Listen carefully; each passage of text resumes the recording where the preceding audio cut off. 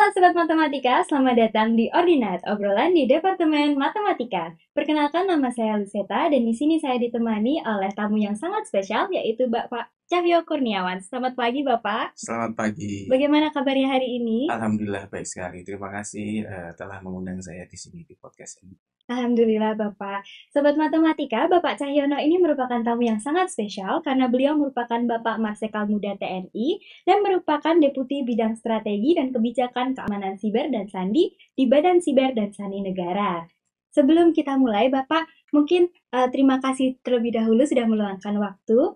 Kemudian bisa diceritakan secara singkat tentang apa saja sih tanggung jawab Bapak sebagai Deputi Bidang Strategi dan Kebijakan Keamanan Siber di BSSN. Ya, Deputi Kebijakan dan Strategi BSSN atau kita biasa kalau di BSSN itu menyebutnya Deputi satu ya, karena ada 4 deputi di sana.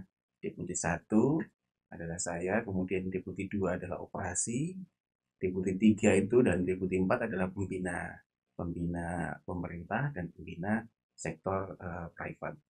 Jadi kalau di tempat saya kami bertugas untuk menyusun dan kemudian merumuskan, merancang strategi dan kebijakan yang sifatnya teknis terkait keamanan siber dan kriptografi untuk skala nasional. Nah, terkait dengan itu, kami menyiapkan rangkaian-rangkaian kebijakan di bawahnya, yaitu yang berkaitan dengan kebijakan tata kelola, keamanan siber dan sandi, kemudian kebijakan teknologi, keamanan siber dan sandi, dan yang terakhir kebijakan sumber daya manusianya, keamanan siber dan sandi. Jadi kompleks di tempat kami seluruh kebijakan dan strategi termasuk hubungan kerjasama internasional yang berkaitan dengan keamanan siber dan sandi itu kita kelola semua. Terima kasih Bapak atas gambarannya. Kita langsung saja lanjut ke topik utama ya Bapak. Bagaimana sih BSSN membaca tren serangan siber dan apa saja strategi prioritas nasional kita selama 5 tahun ke depan? Ya. Tren serangan siber itu memang sekarang meningkat signifikan ya dari sisi terutama dari sisi perkembangan teknologinya, karena kan sekarang sudah ada AI ya, artificial intelligence. Kemudian eh, banyak sekali variasi-variasi serangan. Jadi memang BSSN juga mengantisipasi itu semua. Di antaranya social engineering pun sekarang sudah pakai AI. Ya, dan kemudian juga bagaimana kita perlu menyiapkan diri terhadap malware yang AI driven juga. Kemudian seperti kita ketahui bersama, kita dulu pernah mengalami serangan-serangan ransomware. Nah, ransomware ini juga menjadi salah satu concern bagi kita untuk kita bisa mengantisipasi sehingga ancaman-ancaman ini jangan sampai melumpuhkan negara, kemudian perekonomian dan lain-lain. Nah, ini tentunya di UGM ini kan FMIPA UGM kan ada juga jurusan matematika dan ada pusat kajian kriptografi dan keamanan siber. Nah, ini juga sangat berkaitan erat dengan hal itu, terutama yang tadi saya sampaikan ransomware dan lain-lain. Nah, kita juga perlu menyiapkan diri bagaimana kita bisa mengamankan semua data di kita dan juga bagaimana kita bisa jangan sampai data itu bocor. Banyak sekali kebocoran data di tren sekarang ya. Dan tentunya kontribusi dari pusat kajian yang ada di perguruan tinggi termasuk di UGM, para mahasiswanya, para penelitinya ini juga sangat akan membantu kami. Dan terkait dengan bagaimana kita bisa merespon itu, BSSN telah uh, menyiapkan sebetulnya ada yang disebut sebagai peraturan presiden yang berkaitan dengan uh, strategi keamanan siber nasional dan manajemen krisis siber, itu Perpres 47 nomor tahun 2023. Nah, Perpres tersebut mengamanatkan ada 8 fokus area. 8 fokus area itu salah satu diantaranya tadi yang ingin saya sampaikan di sini adalah kemandirian kriptografi nasional. Nah, ini juga menjadi hal yang sangat penting. diawali dengan ada tata kelola sampai ke kerjasama internasional, pengembangan kapasitas dan lain-lain. Itu adalah fokus areanya. Tapi ada salah satu yang ingin saya garis bawahi adalah kemandirian kriptografi nasional. Nah, kita sedang intens melaksanakan itu. Kebetulan saya ada podcast di sini. Saya sampaikan kepada teman-teman yang ada di UGM bahwa kita bekerja sama intens dengan FMIPA UGM, khususnya bekerja sama dengan pusat kajian kriptografi dan cyber security, bagaimana kita bisa menyiapkan algoritma kriptografi yang kuat. Ada banyak pakar di FMIPA ini, ada Prof. Indah, ada Pak Uwa, dan lain-lain. Ini bisa menjadi pemicu tentunya bagi para peneliti, para mahasiswa untuk bisa membantu kami dalam mengamankan ruang siber kita ini. Terima kasih. Oke, dengan berbagai macam problematika dan perkembangan teknologi yang ada, Bapak, bagaimana sih cara menjaga keseimbangan antara kepatuhan regulasi dan kebutuhan inovasi yang cepat di sektor TI? Iya. Jadi sebetulnya yang pas itu adalah regulasi harus mensupport inovasi. Jadi kebijakan-kebijakan yang kami keluarkan itu tentunya kami siapkan juga diantaranya untuk mengembangkan ekosistem inovasi. Bagaimana perguruan tinggi terutama, kemudian badan-badan riset seperti BRIN dan lain-lain, itu dapat berkembang untuk bisa menyiapkan riset-riset mereka, penelitian mereka yang berkaitan dengan kriptografi dan cyber security. Dari aspek kebijakan, kami juga menyiapkan arah di mana seharusnya kita bisa menyiapkan diri untuk memenuhi target-target, misalnya tadi ada kemandirian kriptografi, itu adalah salah satu arahnya. Nah, di situ tentunya inovasi dari perguruan tinggi diperlukan. Nah, ini yang saya maksud, bagaimana antara policy dan innovation bisa saling berkaitan satu sama lain dan bisa saling mendukung. Tadi sudah disebutkan oleh Bapak bahwa peran kampus itu sangat penting ya Pak dalam kebutuhan adopsi algoritma ini. Bagaimana sih BSSN memandang kebutuhan adopsi algoritma ini di lembaga pemerintah dan sektor kritikal? Iya, jadi salah satu bagian penting dari keamanan siber itu adalah kriptografi.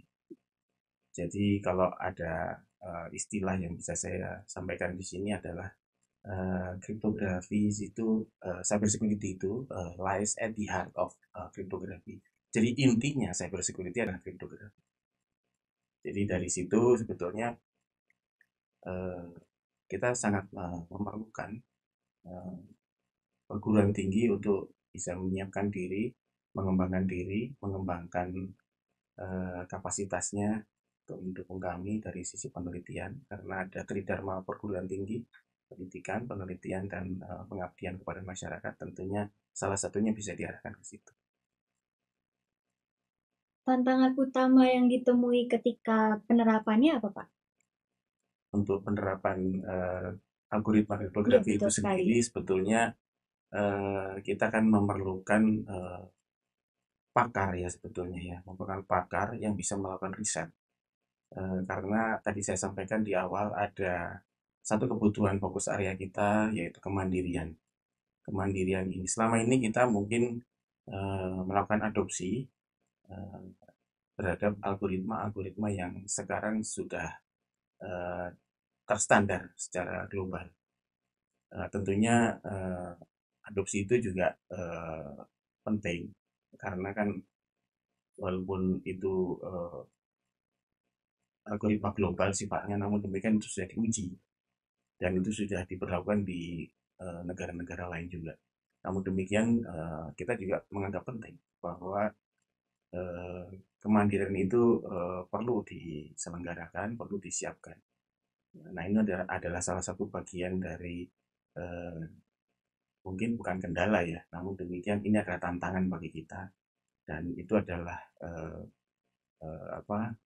bagian dari perguruan tinggi yang yang menjadi andil nantinya untuk bisa menjawab tantangan-tantangan. Dan kami dari BSSN tentunya sangat mensupport ini. Dan kami akan terus bekerja sama dengan perguruan tinggi termasuk UGM untuk bisa mengatasi tantangan-tantangan tadi saya sampaikan.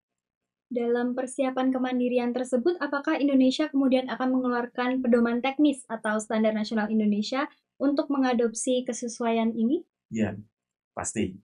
Jadi kita sedang menyiapkan peta jalan untuk bagaimana menyiapkan algoritma kriptografi nasional kita ya, secara mandiri, termasuk di dalamnya ada yang disebut sebagai post quantum kriptografi.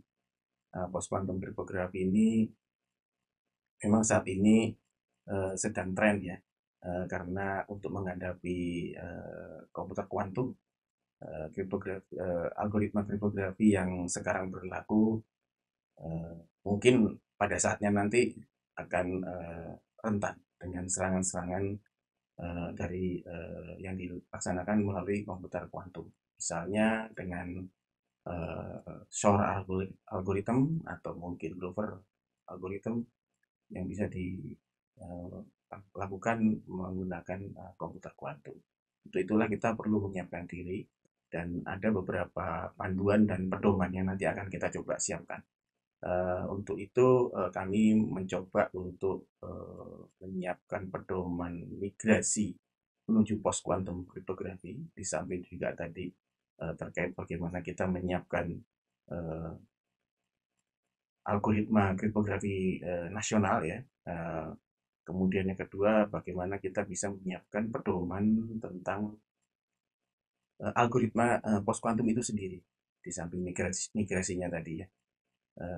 Sampai saat ini kita masih terus menjalankan banyak FGD, diskusi dan lain-lain, dan mudah-mudahan ke depan kita bisa menyiapkan itu dengan sebaik-baiknya. Masih terkait dengan persiapan tadi, apa rekomendasi Bapak untuk universitas dalam mempersiapkan kurikulum crypto ready di era post quantum ini? Ya, tentu saja crypto ready ya, FMIPA, UGM ini kan sangat berkaitan dengan itu. Ada matematika, kemudian ada fisika, itu yang kaitan dengan kuantum ya, kuantum fisik, walaupun ini quantum information sifatnya. Kemudian ada ilmu komputer dan lain-lain. Nah ini juga perguruan tinggi yang lainnya. Dan tentunya pengembangan-pengembangan yang ada di dunia kriptografi, dunia keamanan siber tentunya harus selalu diikuti, dikembangkan. Dan itu akan selaras dengan pengembangan kurikulum tentunya. Dan saya mengharapkan kurikulum yang ada di FMIPA UGM ini tentunya bisa mengantisipasi algoritma kriptografi yang baru, sehingga ada pelajaran-pelajaran atau mata kuliah yang bisa dipelajari berkaitan dengan penguatan-penguatan algoritma, termasuk post quantum kriptografi, bagaimana mempersiapkannya. Dan juga tidak hanya itu, mungkin kurikulum yang saat ini perlu didukung dengan adanya infrastruktur. Seperti kita ketahui bahwa kalau kita belajar kriptografi, apalagi yang sifatnya sudah memerlukan teknologi canggih seperti post quantum dan sebagainya, itu perlu ada sarana laboratorium yang memadai. Nah, saya juga mengimbau mudah-mudahan UGM bisa mempersiapkan itu dengan baik. Kita perlu ada perangkat-perangkat, mungkin komputer yang prosesor yang high level misalnya, kemudian perangkat-perangkat IoT dan lain-lain ya, yang mungkin harus disiapkan di sini. Machine learning yang mungkin sudah ada bisa dikembangkan di sini dan lain-lain. Nah ini saya kira para dosen, para peneliti di FMIPA UGM bisa ikut membantu menyiapkan ini, sehingga pengembangan kurikulum harapannya bisa juga diikuti dengan kesiapan dari infrastruktur laboratorium dan lain-lain. Kita aminkan bersama-sama ya Bapak untuk persiapan UGM, terutama untuk kemajuan ini. Mungkin terakhir Bapak sebagai penutup podcast hari ini, Bapak bisa menyampaikan pesan untuk teman-teman matematika yang menonton di rumah. Satu pesan untuk mahasiswa matematika dan mungkin ilmu komputer yang ingin berkarir di keamanan siber? Ya, bagi para mahasiswa ilmu komputer dan matematika di FMIPA UGM, saya sangat mengharapkan kontribusi dari para mahasiswa sekalian. Semangat terus untuk menjalankan eh, kuliah dan penelitian di bidang kriptografi dan keamanan cyber. Terutama mungkin kalau saya ingin menyampaikan bahwa di bulan Oktober ini akan ada ICOSIC ya, semacam international conference yang diselenggarakan oleh Politeknik Siber dan Sains Negara dalam lingkup BSSN ya, yang berkaitan dengan kriptografi, informatics, dan juga cyber security. Nah, ini juga peluang bagi para mahasiswa untuk bisa ikut andil dalam konferensi internasional tersebut. Kemudian di sisi lain kita punya peta jalan masih panjang. Masa depan mahasiswa matematika di bidang keamanan siber dan kriptografi ini sangat cerah. Jadi saya sekali lagi menyampaikan tetap semangat, berjuang terus menyelesaikan kuliahnya, melanjutkan penelitian dan lain-lain.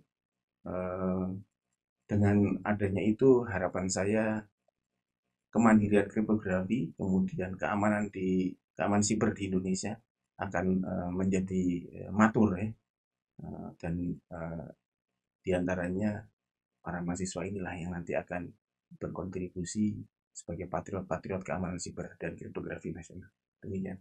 Terima kasih Bapak Cahyo telah memberikan Sobat Matematika yang di rumah gambaran mengenai masa depan keamanan siber dan kriptografi.